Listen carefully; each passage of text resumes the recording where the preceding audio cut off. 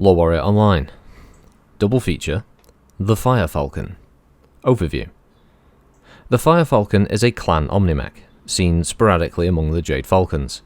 They appear to be evaluating this mech as a replacement for the Koshi, over which the Fire Falcon has many advantages: superior ground speed, frontal armour, and heavier weaponry. However, it also suffers significant disadvantages. It doesn't include an active probe as part of its standard equipment, and its lack of jump jets impairs its mobility. Paper-thin rear armour makes the Fire Falcon particularly vulnerable to infantry-heavy weapons, and none of these characteristics are desirable in a reconnaissance vehicle, which, by the nature of its mission, often runs into ambushes of camouflaged infantry and combat vehicles. Capabilities. The primary configuration of the Fire Falcon consists of 2 extended-range medium lasers and 2 improved smaller lasers mounted in the right arm. The left shoulder sports twin streak short-range missile launchers, each capable of firing 4 missiles at a time. An effective medium pulse laser is mounted in the left arm. Heat buildup is significant when all weapons are fired simultaneously, but the Fire Falcon can nonetheless lay down an impressive level of fire for a few minutes at a time. A second configuration appears to serve as an overwatch vehicle, providing long-range autocannon and LRM fire for advancing units of the primary configuration Fire Falcon. A third reported configuration, spotted on a Fire Falcon with the markings of the Falcon Keshik, sports 2 long-range large lasers and a targeting computer. During the Jade Falcon withdrawal from Tukiyad, a unit of this Fire Falcon held up the advance of a Comguard medium company for some time before the Comguards put it out of action. A fourth variant seems to be configured for anti-personnel missions with 4 20mm machine guns and 2 SRM racks, designed to break up massed infantry formations or clear out buildings in close-quarters city fighting.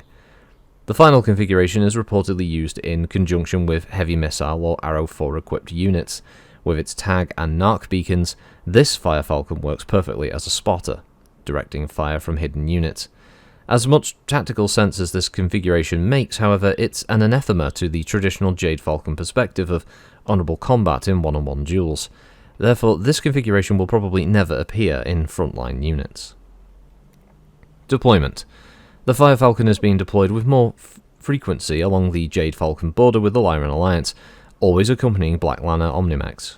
None have been reported in the forces of any other clan. 3058 Upgrade. Overview. The Fire Falcon first appeared in the Talman of Clan Jade Falcon in the mid-3050s. However, unlike contemporary designs such as the Nightjeer and Turkina, which have been received with open arms and can be found in almost every Falcon cluster, the Fire Falcon was initially deployed almost timidly, as though testing the waters. As such, despite the superior performance in numerous areas compared to the Koshi, only recently has it begun to gain the same acceptance.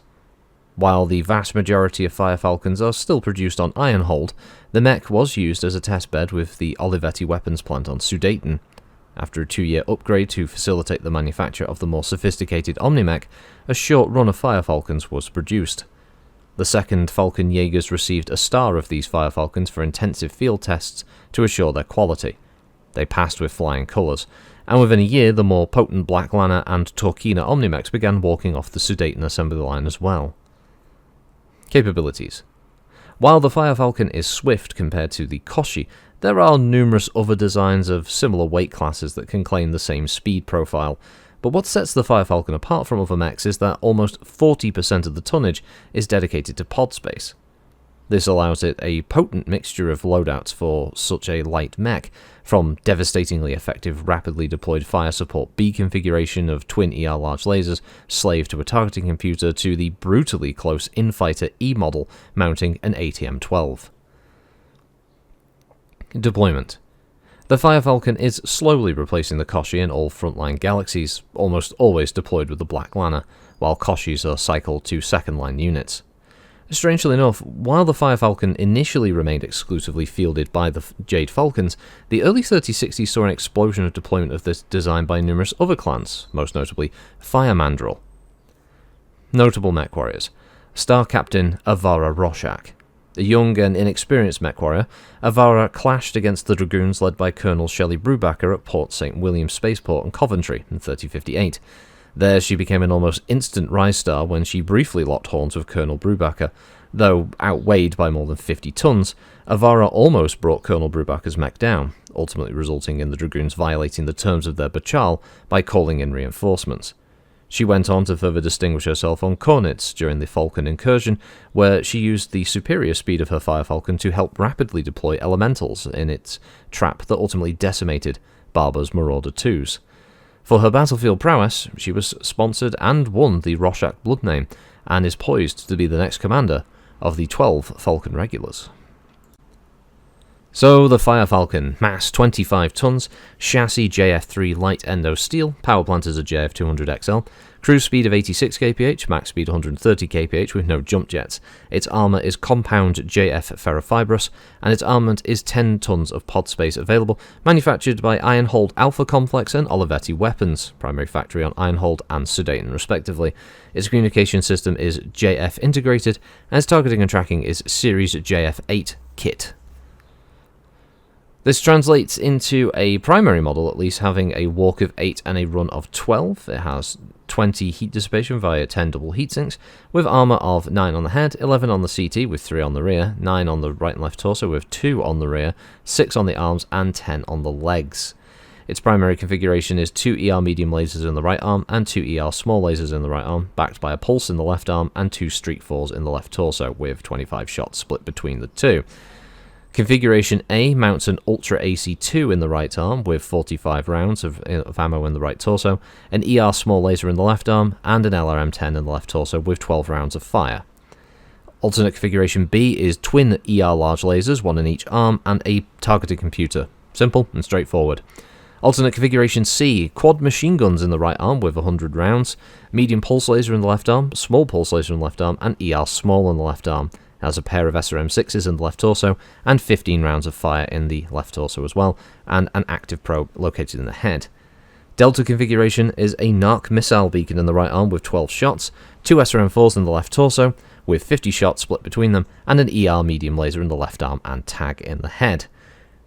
Alternate configuration E is a single ATM-12 located in the left torso with its ammo for 15 rounds in the right torso, and finally alternate configuration H with a heavy medium laser in the right arm, a medium pulse laser in the right arm, extra double heat sinks spread between the right arm and right torso, a heavy medium in the left arm, and medium pulse laser in the left arm with another double heatsink, and 2 heavy small lasers in the CT. Not a bad looking clan Omni, 25 tons, very well equipped, very dangerous. The type of mech that, if it gets into the sweet spot against a larger foe, could do a lot of damage. Yeah, it's a prime example of the kind of difference in clan technology compared to Winter Sphere, when you can see that at 25 tons, just the primary configuration just brings a shed load of firepower. It is hot, but the fact that you're packing 2 missile launchers and 5 energy weapons on a 25-tonner, it's pretty impressive. And yes, the trade-off is a relatively thinly armoured mech, but we're talking about 25 tons.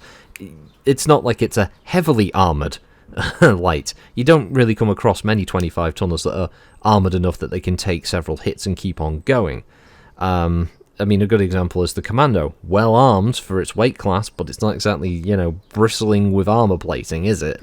It's a mech that can hit hard, and it has the trade-off. And this is exactly the same.